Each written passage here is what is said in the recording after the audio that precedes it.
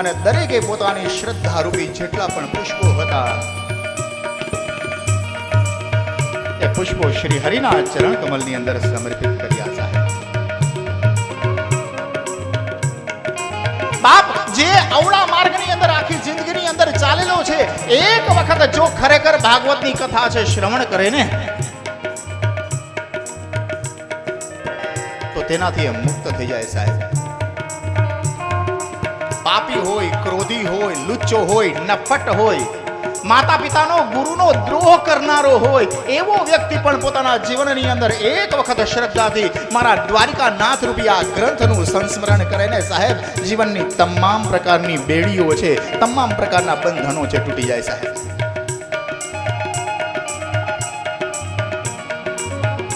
વિચાર કરો કે જે વિશ્વાસઘાતી હોય, વારંવાર અવિશ્વાસ જે કોઈનો તોડતો હોય, એવો પણ એક વ્યક્તિ જો કથાનું શ્રવણ કરે ને સાહેબ તો એનાથી મુક્ત પામે સાહેબ.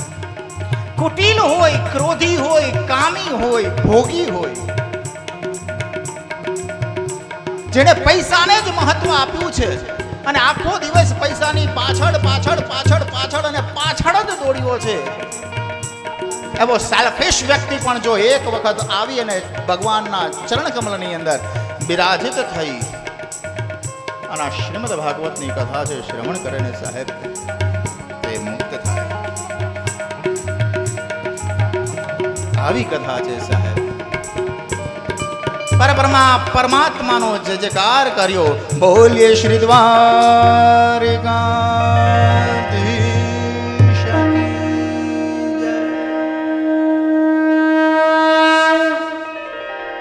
બાપજી પૂછવામાં આવ્યો, ક્રોધી, કામી, કુટિલ આવા વ્યક્તિ હોય, જૂઠું બોલનારો હોય અને એ કથા શ્રવણ કરે તો મુક્ત થાય. હા સાહેબ,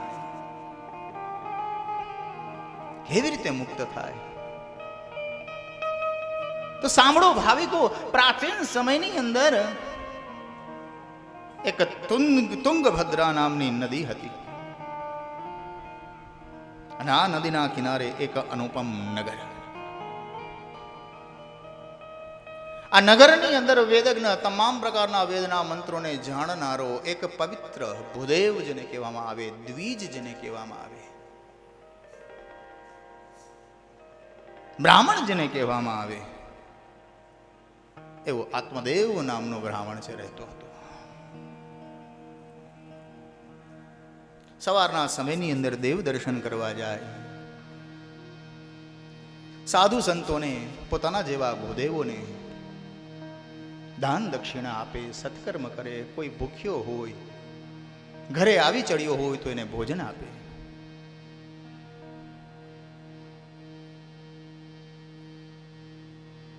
પણ આ આત્મદેવ નામના બ્રાહ્મણને ત્યાં ધુંધુલી નામની પત્ની, અને ધુંધુલી એટલે કુબુદ્ધિનું પ્રતીક છે. જે આપણે ગઈકાલની કથામાં કીધું કે સુમતી અને કુમતી, સુખ સંપત્તિના તમામ પ્રકારના સાધનો આત્મદેવ નામના બ્રાહ્મણ પાસે છે સાહેબ. મનની અંદર એક દુઃખ છે.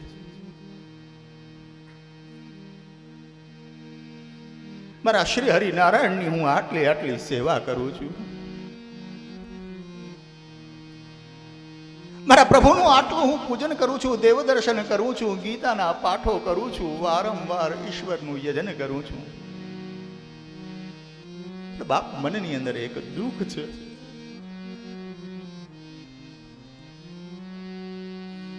કે જે ઘરની અંદર મેં ગાયને પાડેલી છે, એ ગાયને પણ કોઈ સંતાન થતું નથી અને લગ્નના આટલા વર્ષો વીતી ગયા તો મારે ત્યાં પુત્ર છે નહીં. અરે અકાળે કદાચ મારું અવસાન થઈ જાય તો મને અંત્યેષ્ટિ ક્રિયા કોણ કરશે?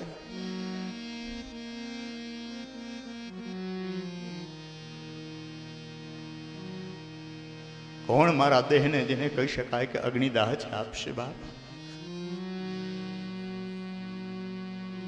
મનની અંદર વિચાર કર્યો અને ઘરની અંદર જાય તો ઘરની અંદર પત્ની છે, દુર્બુદ્ધિનું સ્વરૂપ છે, ધુંધુલી છે. એનો ત્રાસ.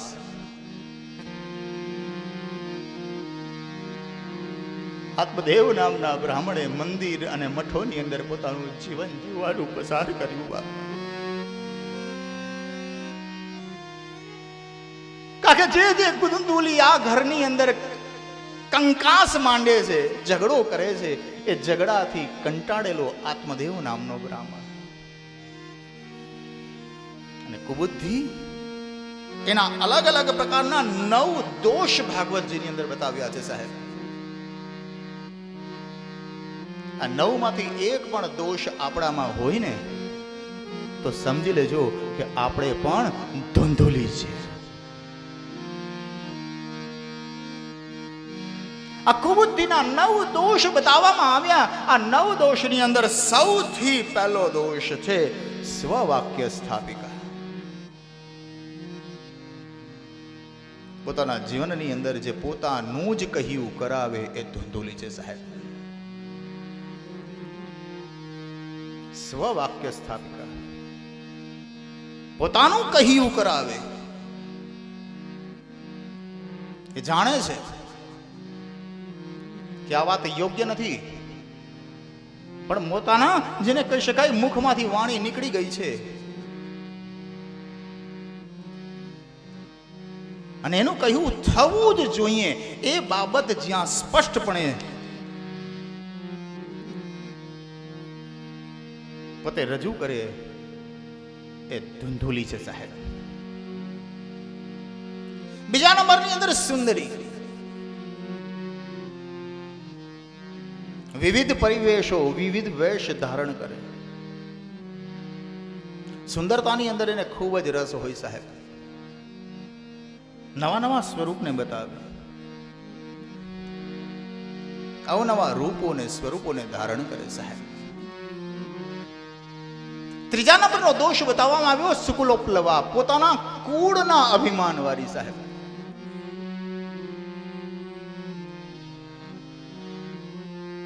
ઘરની અંદર આવે ને સાહેબ તો ઘરની અંદર બતાવે કે તમારા કરતા મારું કુળ ઊંચું છે સાહેબ. તો સમજો, ગૃહસ્થ આશ્રમ વ્યવસ્થિત રીતે ચલાવવો હોય ને તો સમાન અંતરે રાખો બંને કુળને. પોતાના કુળનું જ અભિમાન રાખે. ચોથા નંબરની અંદર દોષ બતાવવામાં આવ્યો લોક વાર્તારતા.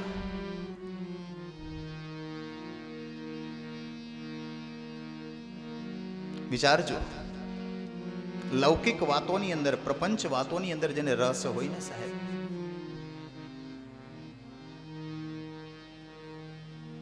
એ ધૂંધુલી છે. એની પાસે તમે કથા કીર્તન કરો, એની સામે સત્સંગ કરો, એની સામે કોઈ સારા શબ્દો છે એનું વર્ણન કરો, એને કંઈ અસર ન થાય, પણ એની સામે કોઈ ઝઘડાની વાત કરો,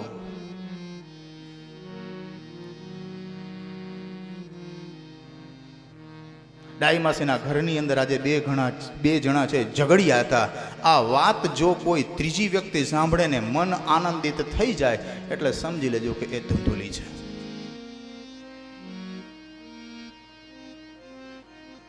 આજુબાજુના ઘરની અંદર ક્યાંક કંકાશ થતો હોય, આજુબાજુના ઘરની અંદર ક્યાંક ઝઘડો થતો હોય,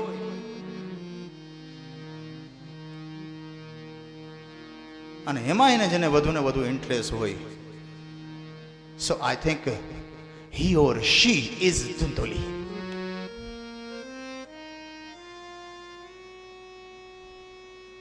એ ધૂંધુલી છે સાહેબ. છઠ્ઠા નંબરનો દોષ બતાવવામાં આવ્યો બહુ જલ્પિકા સાહેબ. ખોટો બડબડાટ કરે, હાવ ખોટો બડબડાટ.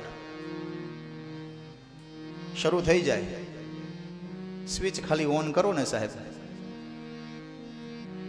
મહાભારતના કેટલા પર્વ પૂરા થઈ જાય આપણને ખબર ન પડે. બહુ જલ્પિકા, બડબડાટ કરે. તમે આમ કર્યું નથી, તમે તેમ કર્યું નથી, પેલા ફલાણાને ત્યાં આટલું સસ્તું મળતું હતું, તમે એ છોડીને ઘરની અંદર લઈ આવ્યા, કેટલું મોંઘું છે.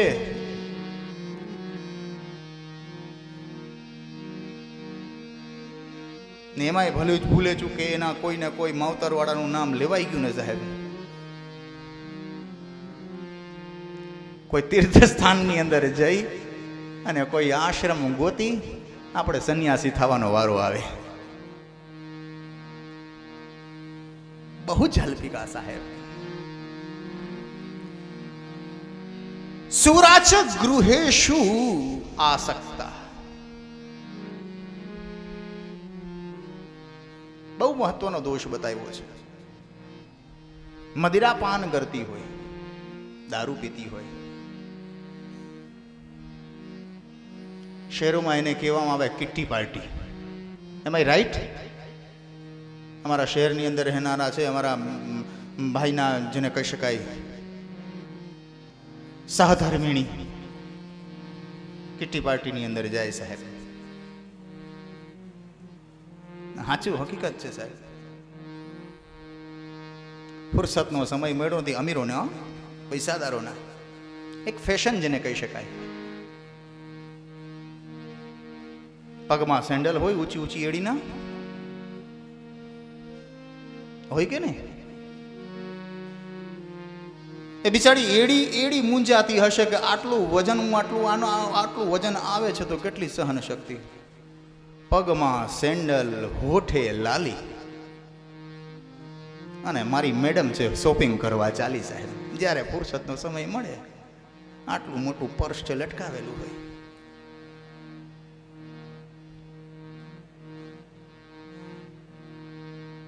પણ શોપિંગ કરવા જાય એટલે ધૂંધુલી નથી સાહેબ, પણ ગૃહેશુ આસક્તા, ઘરની અંદર જ આસક્ત થયેલી હોય. ક્યાંય બહાર નીકળતી ન હોય. મારું ઘર, મારું ઘર, મારું ઘર, મેં વસાવ્યું, આવું કરે રાખતી હોય. અને એના ઉપર જ સૌથી વધુ ને વધુ મમત્વ આપતી હોય એ ધૂંધુલી છે સાહેબ. કારણ કે એના મનની અંદર ચિંતા થાય રાખે કે જો હું ઘર છોડીને જઈશ અને મારા નણદી બા છે અહીંયા આવી જશે અને કંઈક લઈને ચાલ્યા જશે તો મારું બધું ફૂંકાશે. એટલે ઘર છોડે નહીં સાહેબ. 8મો દોષ બતાવવામાં આવ્યો કૃપણા. કૃપણા એટલે કંજૂસ. વાત લાખો ને કરોડો નહીં કરે સાહેબ.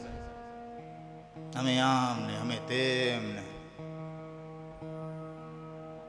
પણ જ્યાં દેવાની વાતચીત આવે ત્યાં મુઠ્ઠી થઈ જાય બંધ. કંજૂસ હોય સાહેબ. એ ધૂંધુલીનો 8મો દોષ છે. અને 9મો દોષ બતાવવામાં આવ્યો કલહ પ્રિયા. વાત વાતની અંદર ઝઘડો કરનારી હોય સાહેબ. હોય ઘણા બધા વ્યક્તિઓ કે જેને વાત વાતની અંદર, ઝઘડાની અંદર બહુ રસ હોય સાહેબ. જ્યારે હોય ત્યારે વાત વાતમાં ઝઘડો કરે રાખે. વાતમાં કઈ હોય નહીં, પણ જેને કહી શકાય ને કે ઝઘડો જ જોતો હોય. બહુ સરસ મજાની વાત છે સાહેબ, સમજવા જેવી વાત છે. એક ભાઈ એક ગામની અંદર સરસ મજાના ખાટલા ઉપર સરસ મજાનું ગાદલું પાથરીને બેઠા હતા ને એવામાં એમના સંબંધી ત્યાં આવ્યા.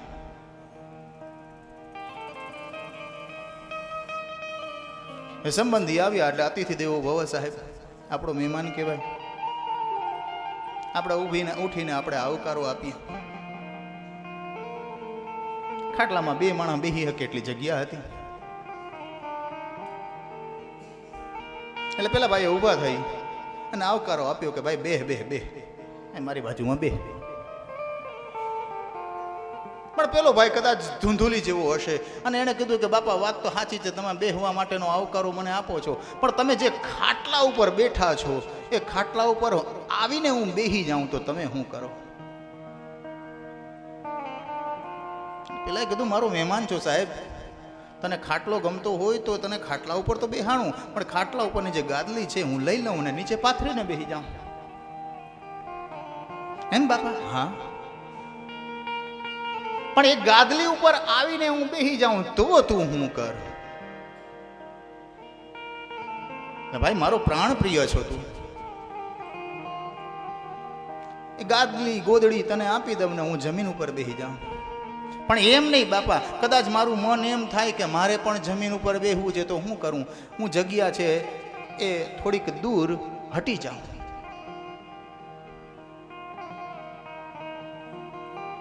એમ નહીં બાપજી.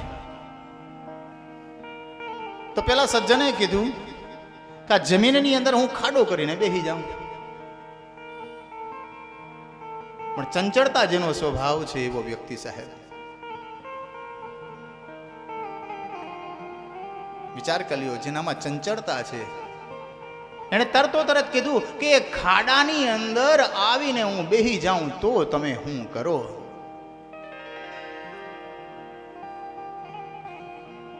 એટલે પેલા વ્યક્તિનો હવે છે મગજ ગયો કે બાપજી ખાડાની અંદર આવીને બેહને તો અહીંયા ને અહીંયા તારી સમાધિ બનાવી દઉં.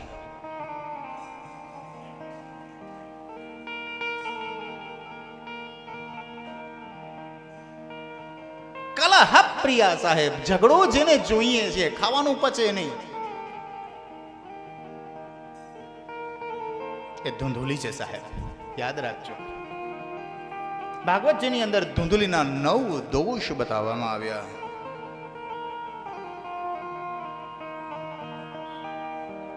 આત્મદેવ નામનો બ્રાહ્મણ છે, કંટાળેલો છે સાહેબ, પત્નીના ત્રાસથી દુઃખી થયેલો છે. ઘરની અંદર કોઈ સંતતિ નથી, જે ગાય પાડેલી છે એ પણ વિયાતી નથી, કોઈ વાછરડાને વાછડીને જન્મ આપતી નથી.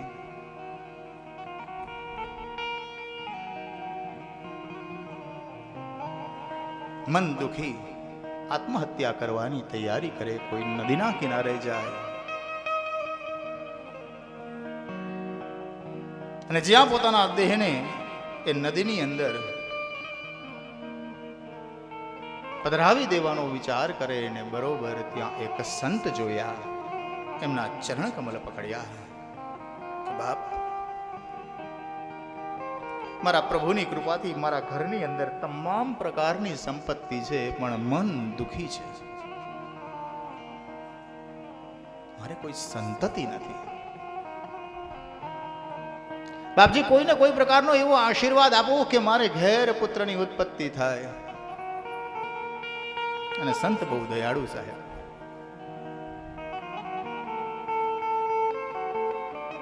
આ નેત્રો બંધ કરીને જ્યાં પોતાના જ્ઞાન નેત્ર દ્વારા એમણે જોયું તો આત્મદેવ નામના બ્રાહ્મણને માત્ર એક જન્મની અંદર નહીં, 7 જન્મ સુધી કોઈ સંતાન ન હતું. મનાવ્યો કે સંતતિનો મોહ છોડી દે બાપ, અને આત્મહત્યા કરવી એ પાપ છે. ઈશ્વરે દીધેલું આ જીવનને આ રીતે ટૂંકાવી ન દેવાય સાહેબ. પણ બાપજી હું શું કરું, વૃદ્ધ થવાની તૈયારીમાં છું, મારો પ્રાણ ક્યારે છૂટી જાય એ મને ખબર નથી. મને અગ્નિદાહ નહીં દે મારો પુત્ર તો મારો આત્મા ભટકતો રહેશે સાહેબ.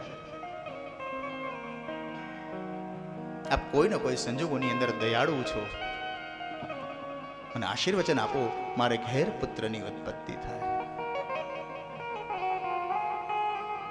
સંત બહુ સમજાવે. આત્મદેવ નામના બ્રાહ્મણે સંતના ચરણ કમલ પકડી લીધા અને વિનંતી કરી કે બાપ, અગર આપ મને આશીર્વાદ નહીં આપો તો પ્રભુ આપના ચરણોના સોગંદ મારું મસ્તક આપના ચરણમાં પછાડી અને મારા દેહને હું પાડી નાખીશ.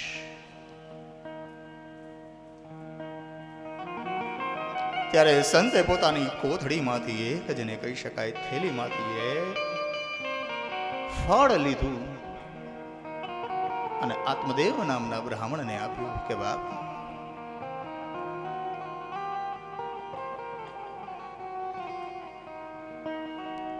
આ તારી પત્નીને ફળ ખવડાવજે, ભક્ષણ કરાવજે.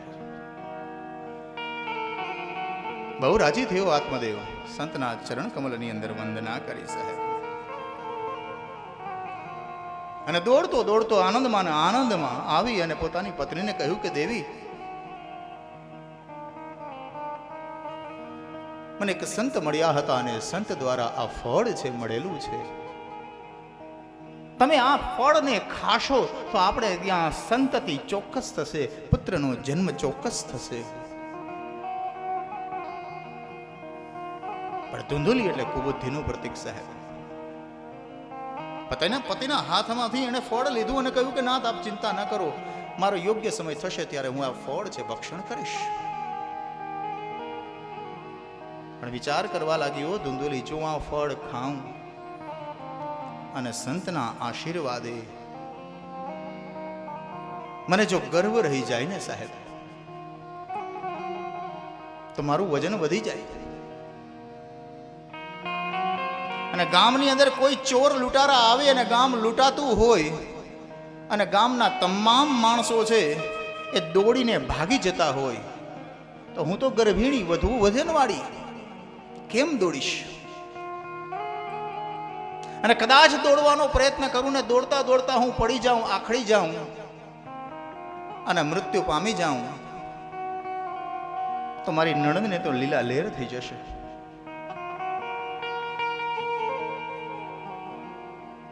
આ ફળ હું ભક્ષણ કરું અને કદાચ મને બાપ કોઈ ને કોઈ સંજોગોની અંદર ગર્ભ રહી જાય, તો પ્રસૂતિ કાળની અંદર, પ્રસૂતિના સમયની અંદર કદાચ મારું મૃત્યુ થઈ જાય તો અત્યારે હું જેવી નવ યુવાન નવ તરુણી દેખાઉં છું, કદાચ પ્રસવ બાદ મારી આ સુંદરતા દૂર થઈ જાય તો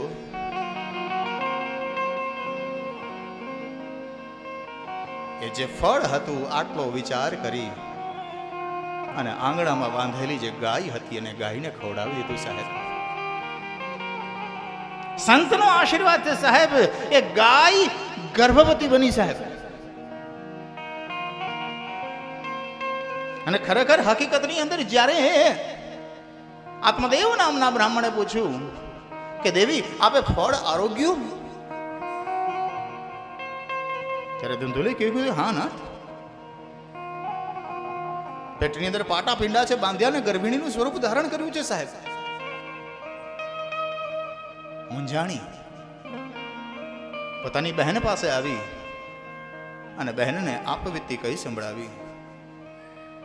ત્યારે બહેને કહ્યું કે ધુંધુલી ચિંતા ન કર, આ સમયની અંદર હું ગર્ભવતી છું,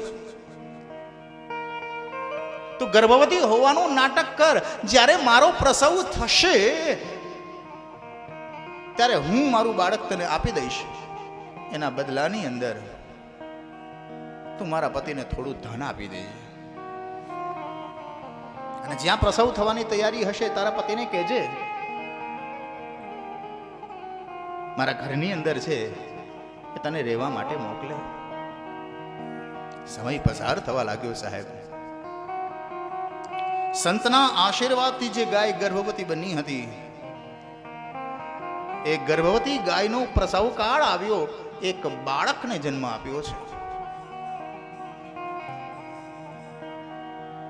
આ બાળકના તમામ પ્રકારના અંગો મનુષ્ય જેવા સાહેબ, પણ એના જે બે કાન હતા ને, ગોહો કર્ણયોહો યસ્ય સહ સહ ગોકર્ણ. જાતકર્મ સંસ્કાર કર્યા. 16 સંસ્કારની પહેલી વિધિ સાહેબ જાતકર્મ સંસ્કાર.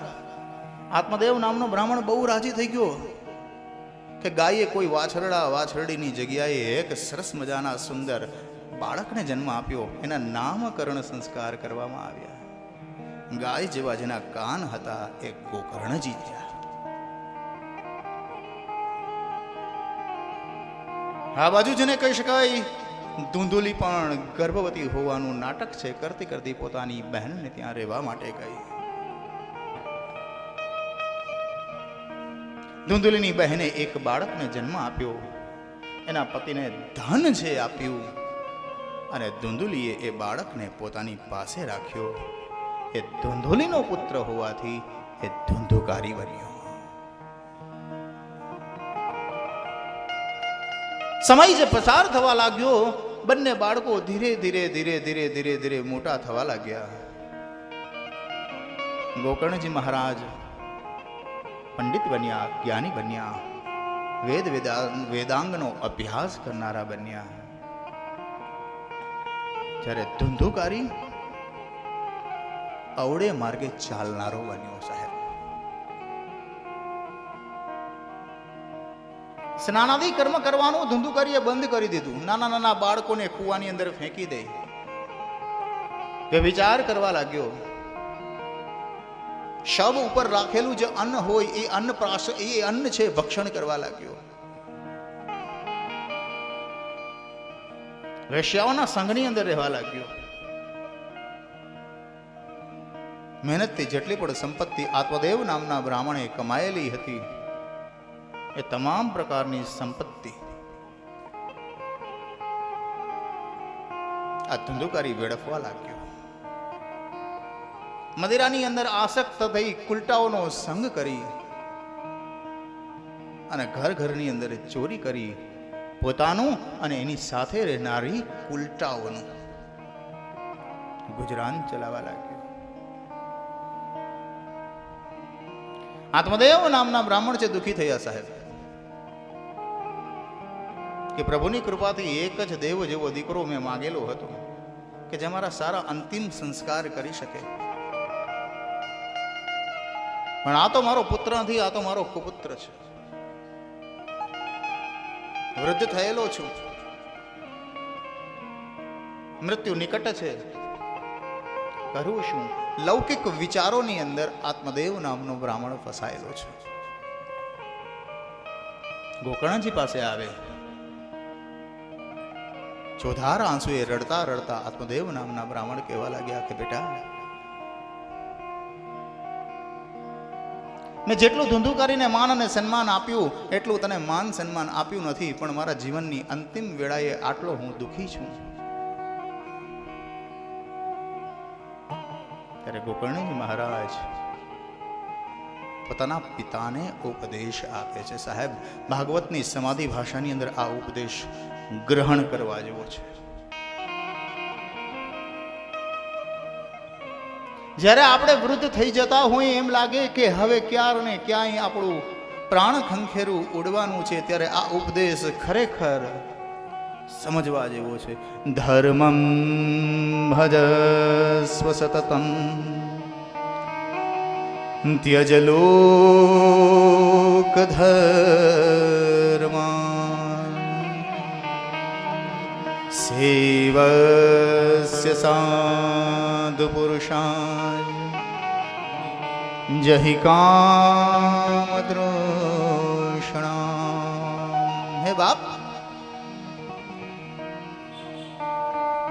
કમસે કમ વિચાર કરો, તમે વયોવૃદ્ધ થયેલા છો, તમારા મુખમાંથી દાંત છે પડવા લાગ્યા છે, માથાના વાળ સફેદ થઈ ગયા છે, ત્યારે તમે તમારા ધર્મનું પાલન કરો. ધર્મં ભજસ્વ ત્યજ લોક ધર્માન. લૌકિક ધર્મોને છોડી દો સાહેબ, પોતાના ધર્મનું પાલન કરો. ઘરની અંદર નાનકડો બાળક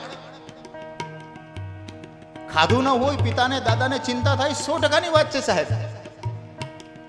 પણ જ્યારે એ બાળક મોટું થઈ જાય ને, એમ લાગે કે હવે આપણા ખભા સુધી આવી ગયો છે, ત્યારે એની ચિંતા કરવાની જરૂર નથી સાહેબ. લૌકિક ધર્મ છે. પ્રેમને આંખ નથી, પણ પ્રેમને પાંખ જરૂર છે સાહેબ. હું એમ નથી કહેતો કે એ દાદાને એ બાળક પ્રત્યે, એ પિતાને એ બાળક પ્રત્યે પ્રીતિ નથી, એના મનની અંદર પ્રીતિ 100%. પણ જ્યારે એ બાળક મોટું થઈ જાય ત્યારે એ લૌકિક ધર્મ પ્રમાણે એ ઈશ્વરને હવાલે, એના નસીબ ઉપર એને છોડી દો. પછી વિચાર ના કરો કે બાળકે ખાધું છે કે નહીં, રાતના 11 વાગી ગયા, હજી સુધી ઘરે ન આવ્યો, કેમ ના આવ્યો, જવા દો એને. ત્યજ લોક ધર્માન. 90% પરોપકારી બનો, પણ 10% સ્વાર્થી બનો સાહેબ. છેલ્લા 10 વર્ષ જે જીવનના છે એ પોતાના માટે પસાર કરો.